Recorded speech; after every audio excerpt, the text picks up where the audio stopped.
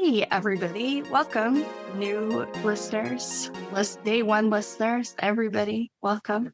People who found this through some other means and are like, wait, this is a podcast? I mean, it is a podcast, but also I listen to other podcasts, so I know that sometimes a podcast can be another thing. So yes, we are going to present to you the first 5 minutes of my audiobook. And my writer name is Heather Denton, and the book is called Lasting Impressions. And it's a modern version of Pride and Prejudice. Ryan Davis is already distracted because she knows that I'm going to keep talking and it's not her turn yet. Ryan Davis, how you doing? I'm not distracted. I'm good. I am good. I'm excited to talk about this book that I've read. That you read? Were you trying to show that you have a quote from the book tattooed on your body? Well, and yes, and it says Heather Denton on it. That's what reminded me of it. Like, oh no, did I tattoo on the right name? Well, I know I tattooed on the right name. Maybe I'll get it removed while I'm getting my new tattoo cover up next week. I don't know. That's so mean. Why would you say that? I'm kidding. Anyway, here comes the first 5 minutes of the soon-to-be released and also maybe already released, we'll see how it goes, audiobook for Lasting Impressions. I hope you enjoy. And stick around afterward to hear a special Q&A by the Davis sisters, aka the co-hosts of this podcast. I want to try to mute myself so I don't make noise over it. Make noise over what? I'm going to cut this in. Oh, never mind. That's you were actually going to play it. 1. Delicate. Ellie Connor was hiding. She was supposed to be speed networking, but that activity turned out to be more horrific than her introverted, cynical self had imagined. Small talk, but make it business. Gross. Instead, Ellie sat alone in a corner, doing her best to look too busy and engaged with her phone to participate. She wore her typical entrepreneur attire, black slacks and a forgiving black boat neck sweater with white trim. Her auburn hair was tied up in a ponytail. It was a crisp autumn evening, one of the few in North Texas that could qualify as fall. Traffic was slow-moving on the highways and tollways all around, but the event space had an atmosphere of its own. It was a rooftop restaurant and bar with a manicured garden.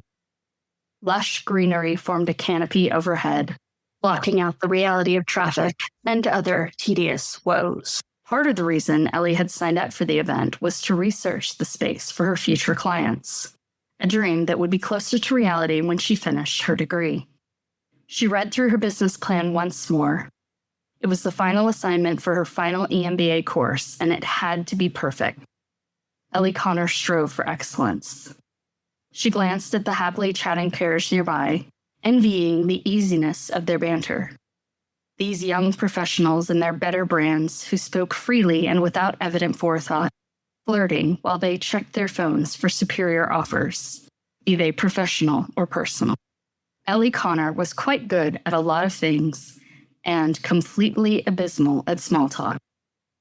She reminded herself, however, that she was there to push past her comfort zone and build her networking skills in a low-risk environment. And so she slipped her phone into her pocket, tightened her ponytail, and threw back her shoulders. She turned to join the party and stumbled into a cashmere sweater.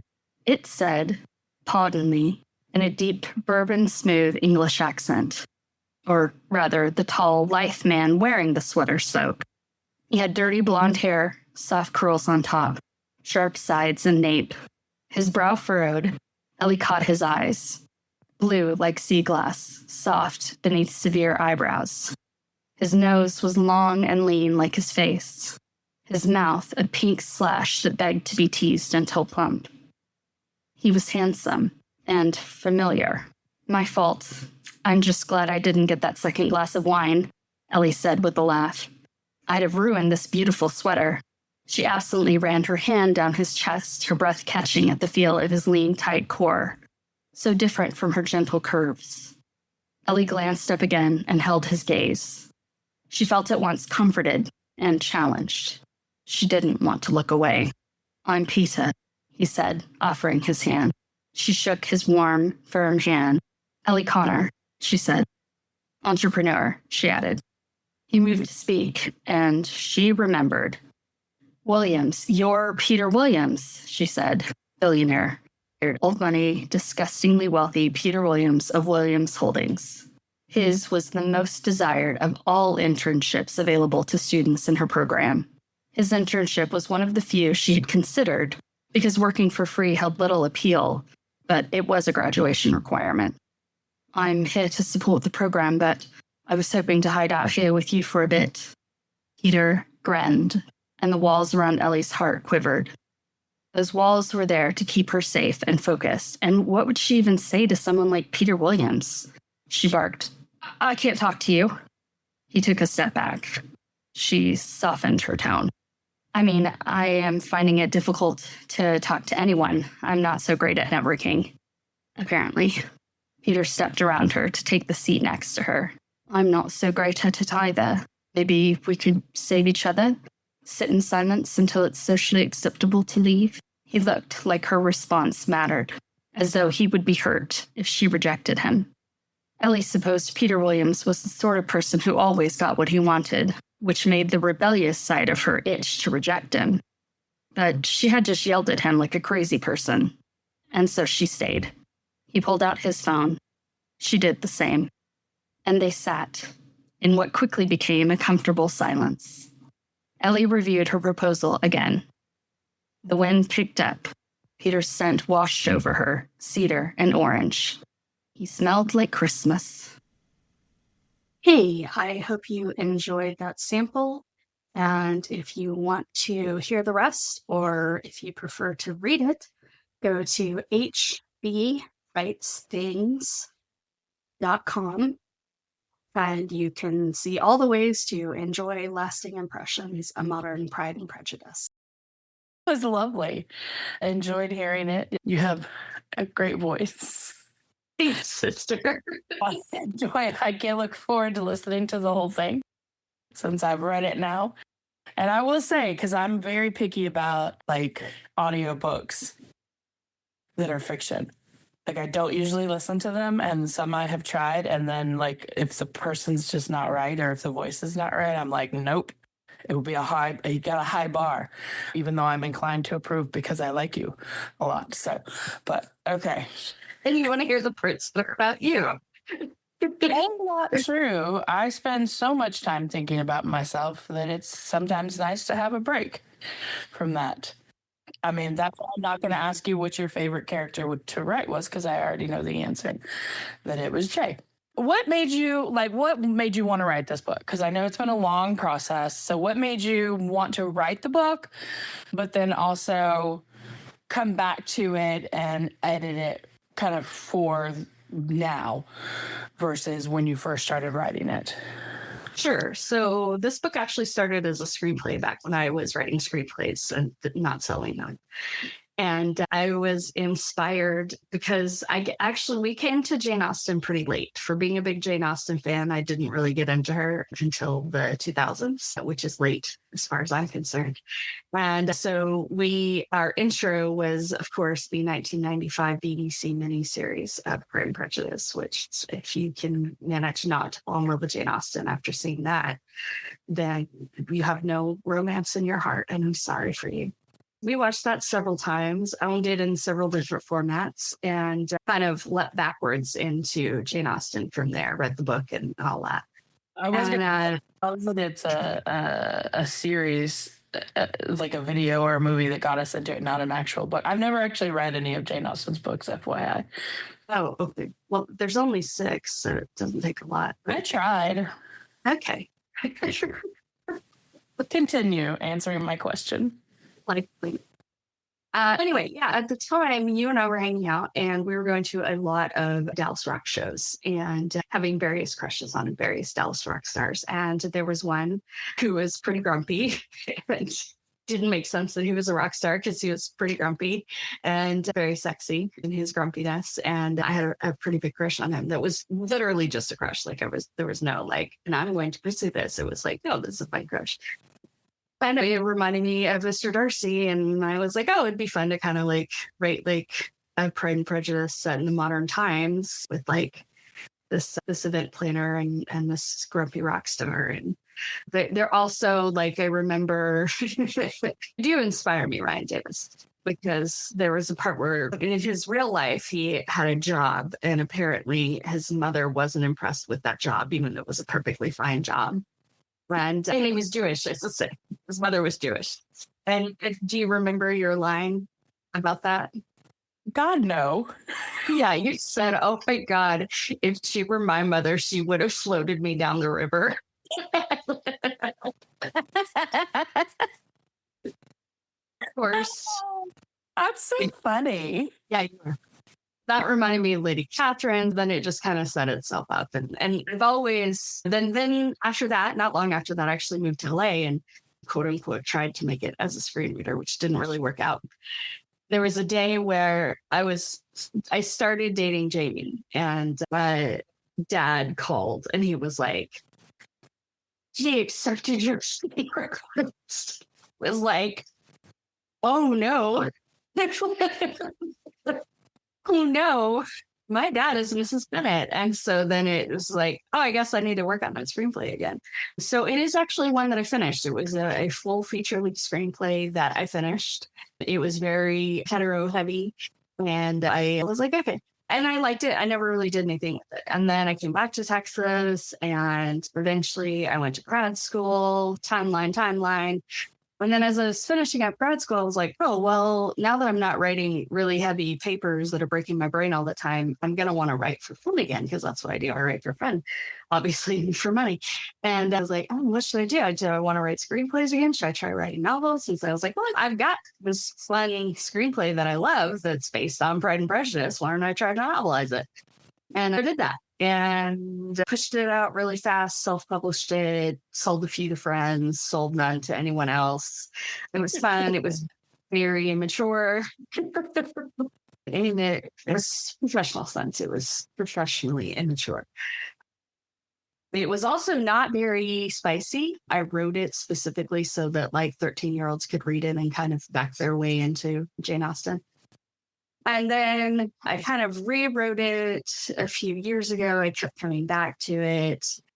And then I was like, if I want to get serious about trying to actually sell books, I need to try to do something with this because it exists and it's good and I don't want to scrap it. And so with the transition to taking care of my apple, it kind of shook up my schedule a little bit. And I had time to go back and revisit pieces of it so that it wasn't so very screenplay and felt more like a novel. And I also revisited some of the gender and sexuality of the characters, played around with that a little bit, and made it much, much more closer to an R rating than a PG rating. It's been workshopped and I still read it and I'm like, oh no, I gotta change the order. The hardest thing are the pop culture references, because when you write and you're writing a pop culture reference, it's like, it's not gonna last. But in this one, there are a lot of pop culture references, but I tried to really hit like things that last. Like Taylor Swift is something that like is going to be in the popular imagination for a long time. I felt safe in making a Taylor Swift reference. So that's my very long answer to your first question. Next question. It was a very long question. I think it'll be really cool too one day after you make millions of dollars off of this book and it's a sensation. Man. Or like when it's getting released and published, like as part of a like buy a first edition or something, because now they do that thing where you get like a gift or something, like giving like copies of the various iterations, right? Like the screenplay version and then like the first novel version, just to kind of see the evolution. I think that would be really cool, especially for older readers. who were also young adults when you first started writing it.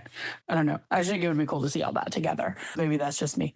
Are you at all, or have you ever been at all concerned about how prolific adaptations, especially of Pride and Prejudice, are in our culture? And since you kind of first started doing, like, I feel like it really picked up when you kind of, maybe around the time you wrote the screenplay or whatever, but I think in the last maybe 10 years we've seen a lot of good and bad versions. Like, do you worry about that impacting the popularity? Like, did that ever make you pause or hesitate?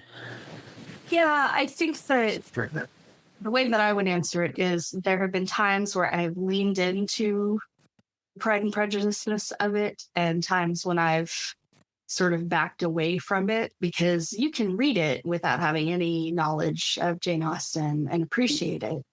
Whereas if it's just someone who only likes Pride and Prejudice and is going at it from that angle, they may or may not like it, because that, I think especially really big fans have their moments and their characters and their lines that they want to see. And so they definitely have a tendency to be more critical in that sense, right? And the book in and of itself is just fun. I mean, that's why I keep going back to it. It's just fun. That's what it's for. It's not supposed to be literary in any sense of the word, right? Yeah. Like I'm writing it because it makes me happy and I want it to make other people happy. And therefore I just don't worry that much. It feels like it to me, it's my love letter to Jane Austen. And it's also my love letter to a time in our lives where you and I were really close and had a lot of fun together. And that couldn't last, and it didn't last. But that doesn't mean that I don't appreciate. Thank God. Our livers would not have made it. I think it's when you modernize it, what you really have to look for is you want someone who understands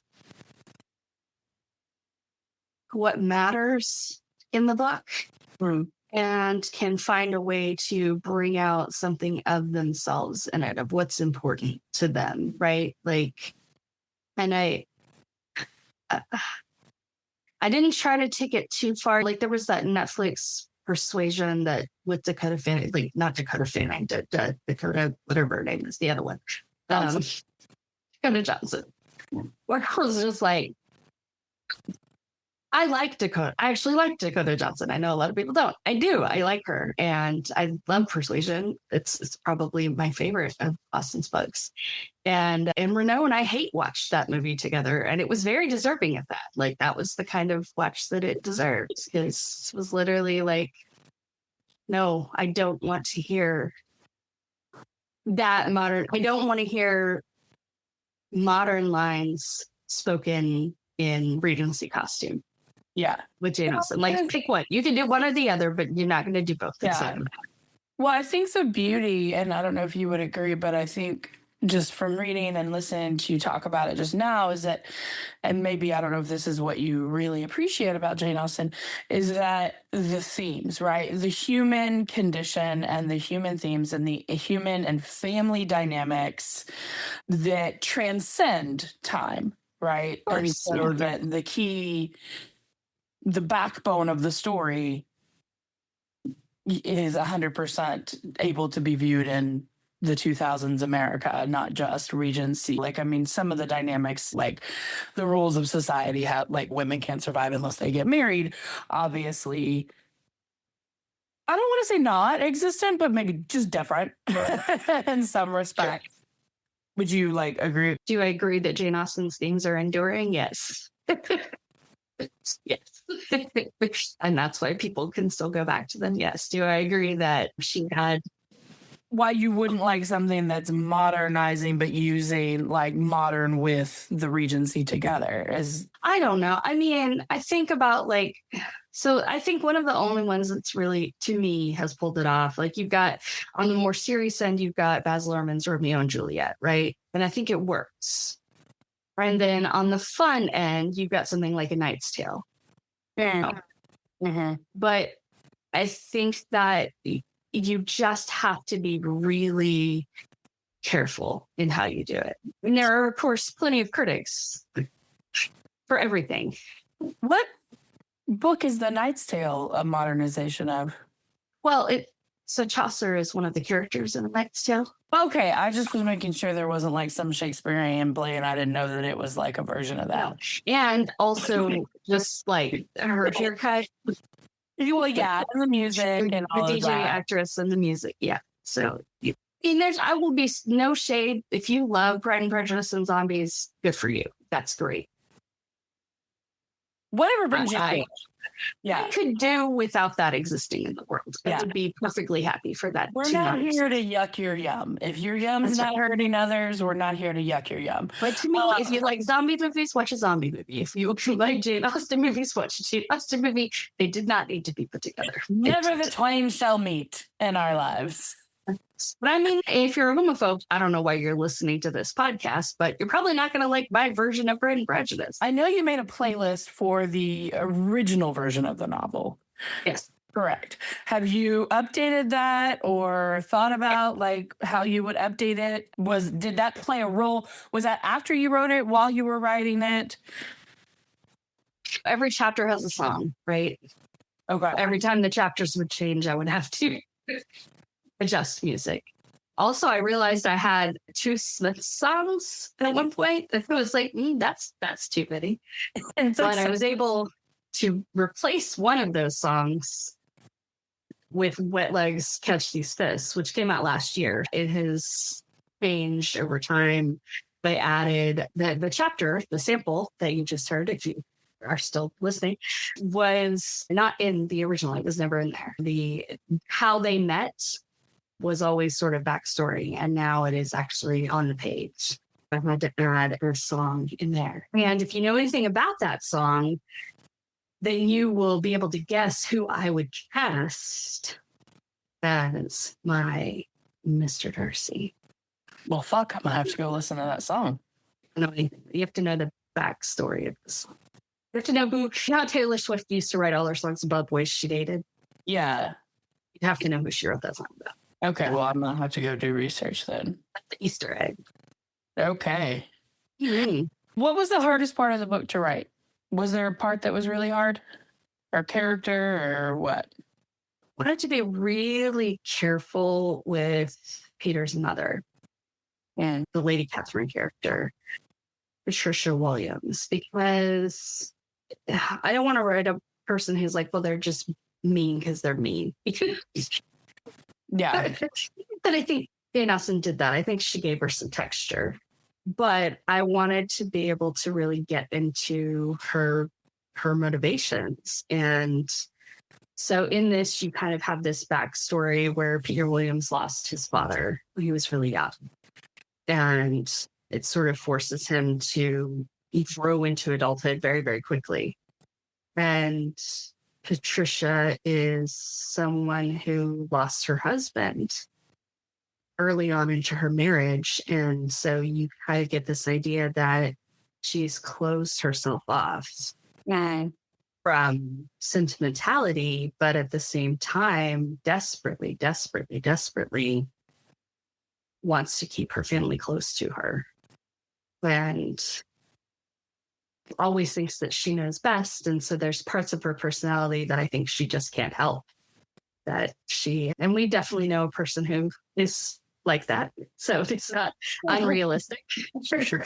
I was gonna ask if there was any Emily Gilmore influence on her and her A character. little bit. It's actually more Lucille Bluth from Arrested Development. Like, Okay. Yeah. Gotcha. yeah, just those cutting lines. that come to- Oh, okay. Yeah. Where's the bar in Look this at me hospital? getting off being withholding. Now, would you call yourself a romance author? I would at this time, but I also have a YA dystopian trilogy just waiting for me to have the energy to write it. Well, you might need some real life stuff to inspire you, and we don't. Yeah, have no, there hasn't been any. I literally during COVID, I was like, oh no. I admire everyone who was able to create during COVID. What was your favorite thing to write? Your favorite part, or favorite scene, or favorite character?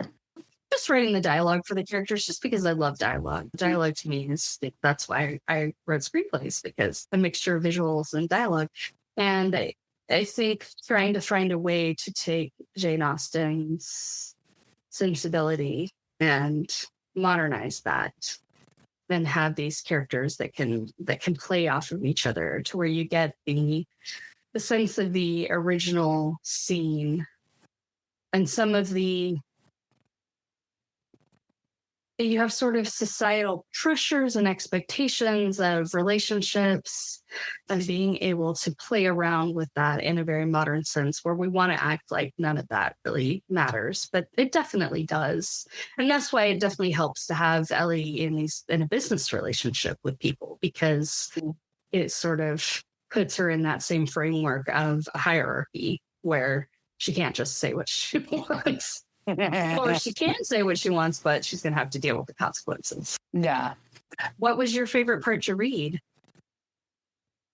You seem disappointed in my answer.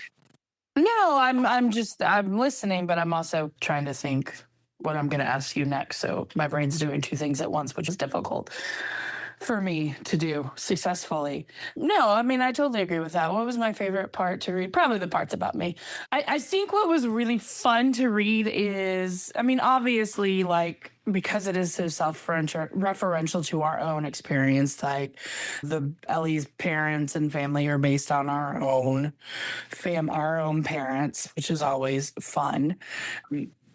But I think just knowing what's coming and the excitement of seeing how that's going to play out in a new way was really what was enjoyable for me in reading it. Is like, because it's hard for me. Like, I'm not someone who will read books, and I'm not someone who, if I've seen a movie version or a TV version, is going to go read the book if I haven't already read it.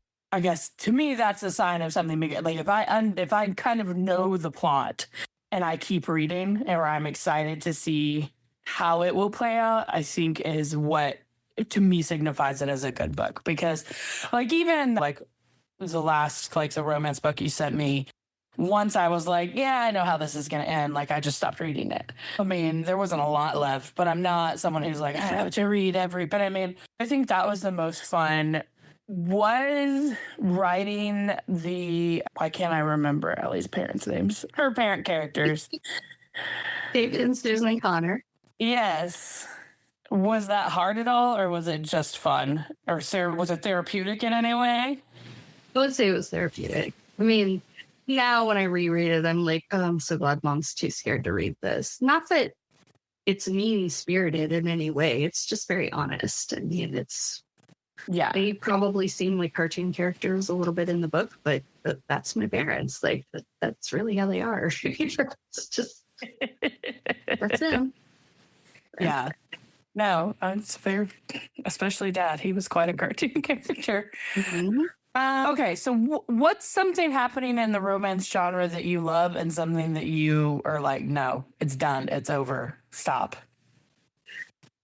Well, I'm just glad that there's so much of it, because I think that, as I harp on about in the podcast, I think that female pleasure is something that should be celebrated and not forbidden, as it tends to want to be.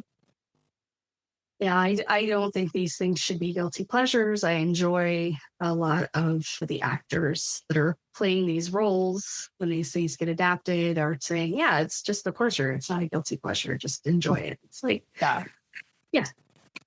Seriously, I think that's fine. I think that, I mean, I don't know. I haven't read any of the, like, huge Thorns and Roses, whatever. I haven't read any of those.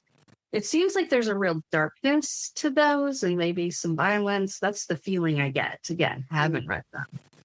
And I I'm worried about that just because I don't want, but then again, I go for romantic comedies. So that's my sweet spot. And if it's contemporary, if it's historical, if it's fairies, or if it's witches, if it's werewolves, if it's whatever, I want romance and I want comedy because that's my escapism. So that's what I enjoy. And I don't want a lot of darkness. There's enough darkness to move the plot along, but other than that, I really avoid it.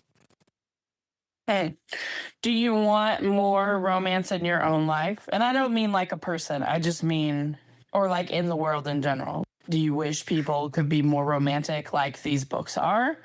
Or would we enjoy them less? I think that this book, the romance, in a lot of ways is very pragmatic. I mean, what I appreciate is you've got characters who are sort of on a spectrum of romance, right? And you've got Jay, who's like the diehard, who believes in true love and romance and lives for it. And, then you've got Danielle Lake, who is very much mostly robot and marriage is a contract, but she still wants that human connection, right? Despite having very extremely pragmatic views about romance. And then we've got Ellie in the middle, right? Who sort of recognizes that there is joy in romance, but at the same time, she's not really building her life around it. She's not really waiting for Mr. Right to show up. She's not really worried about Mr. Right now either. She's just very focused on her business. And I think that what the novel celebrates a little bit, I'd love to play it up more in an adaptation, is flirtation and how much fun that is. Like, I think there's a part in the book that talks about it. That is like how adults play together, I think. And like, if you're not flirting with people that you care about, try harder. They flirt with everybody just all the time. It's so fun. Like, I miss that. Like, and I'm looking forward to getting back to that. I know this interview's about you, but I feel like when I am in a good place mentally, right, that I'm a very flirtatious person and it is so fun. And I'm looking forward to getting back to that. And yeah, I miss it. Like, it's fun to flirt. It really is. It's so fun to flirt. Like, especially because it doesn't have to mean anything. I mean, it's just like, yeah. Here's this cute thing that you do. Keep doing it. Yeah. And teasing and like all of that. Yeah. Because like flirting isn't necessarily like, I mean, I think we think of it as like having some kind of an end game. And it's, right. Yeah, it doesn't have to. So flirting for flirting's sake, that's fun. Yes. How would you define romance? What is it? Not the genre, not in writing, no. You're laughing at my question. But I mean, like, we're talking about this as like, this isn't romantic now. This is romance as a genre. Like, what is it? Like, what is romance? For you, it doesn't have to be the definitive. Ladies and gentlemen, it is 9/11 on a Sunday morning. Do you want me to ask you what your go-to snack or beverage while writing is instead? I don't want to. I mean, I think it is. I'm going to say that romance is a choice. That is what I'm going to say. The romance is a choice. And it is something that you commit to and recommit to. It is a decision to take a relationship from the everyday trials and tribulations and practicalities and elevate it to a place that has a little bit of playfulness, magic, fun, sexiness, some combination of those things. And you can't sustain that without choosing it over and over and over again and committing to it like it's a job. And it is, I think, one of the most rewarding jobs that you can have. I think that because it is so difficult, that's why it's so unattainable and so attractive. And because it is a kind of magic, it's why people aspire to it over and over and over, because who wouldn't want magic in their everyday life? I think that's an amazing answer, right? Because I think that, well, by that definition, what you are saying is that there's another person in the world who cares enough about you to do that, like, right? Because the definition you just gave, or the explanation, whatever, is work, right? And I think that that's something that's lacking in a lot of romance, is that it's just, we met 3 days ago and now we're in love, and it's so romantic and wonderful, right? But I know we don't want to read reality, we live reality. The idea, like what you're talking about, is work, right? Continued work over the long term. And like our day-to-day lives can be so much work that it's like, oh, this other thing. And so to have someone who is willing to make that choice over and over again, to do that work for your happiness, for your joy, to like, is such like the ultimate way of saying, like, I value you and you are worthy and I love you. You know what I mean? And I think if you take it outside of romantic love and you think about romance as a sensibility, you can kind of see it. When I was in my master's program in higher education, we talked about how higher ed really has a romantic sensibility to it. It can have. And I think that if we take my definition and think about that, childhood can be very romantic, right? So I think that part of it is a suspension of reality, that is the magic of it. And that is what romance is. And that doesn't just happen. Someone has to, it can, but it doesn't stay, right? If you think about higher ed, you have this place where people are going and everybody wants to just learn more and meet new people and come across ideas. And you don't have to deal with the day-to-day. You can sit in class and have arguments and talk about things in a very idealistic way, where you don't have the interruptions of everyday life, where your focus is really on the pursuit of knowledge, right? That's a very romantic space. And then childhood, you think about, what do we do for children to make Christmas happen, to make vacations happen? I mean, that's very romantic, but it is the commitment of the parent, right? To come in and create that sense of magic and wonder. And all of childhood can be very romantic, depending on how much the child is kept from the everyday realities. Yeah. It's a hard balance as a parent to strike, right? That it's like, how do I protect my children from my child from like the harshness and ugliness and plurality of the world, while at the same time making sure that they're prepared for it, right? Knowing that one day it's gonna come in, right? like, or for me, it was it's a difficult thing, right? And a difficult balance. But yeah, I mean, I think, and it's hard to do, right? And it's like that same thing, like with children, that it's like, you will, if you put like, obviously value them, but it's like your partner in life, whatever, losing each other or putting each other last, I think is so common. Or only one person putting the other.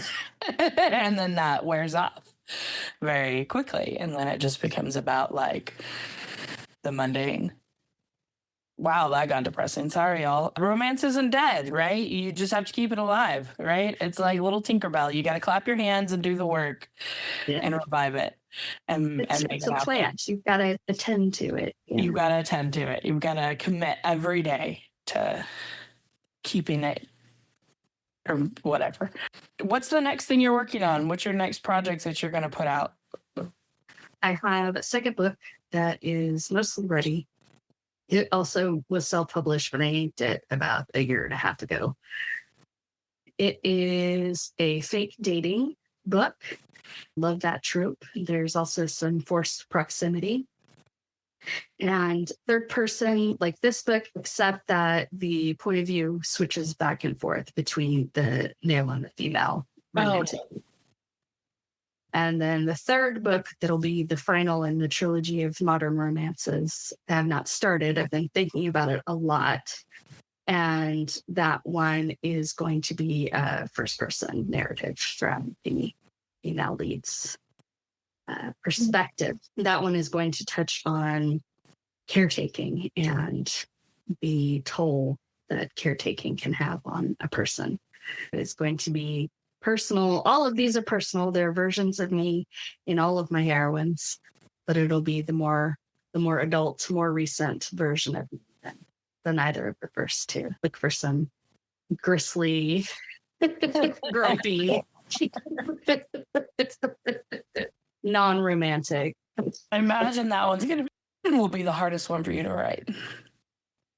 I don't know. I mean, in some ways it'll be harder, in some ways it'll be easier, right? Now that I'm more in touch with my emotions, it becomes a lot easier to write emotional scenes, which is nice.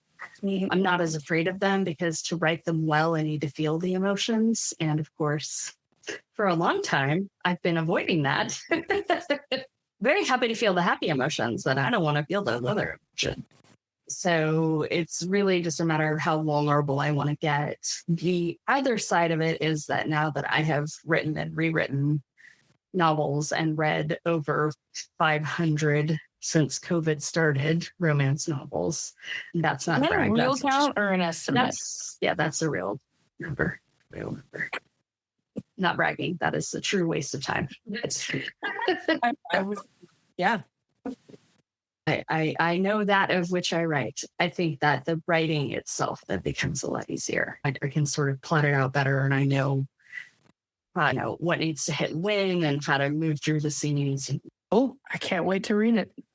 Well, that's it for this not episode of I Love You But Pod, where the Davis sisters talked about the forthcoming audiobook,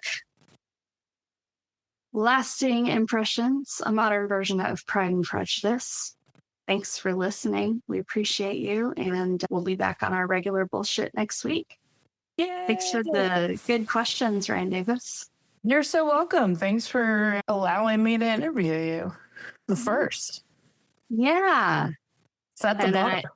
I hope you like listening to my voice because it's almost 8 hours of me talking. So it's a lot.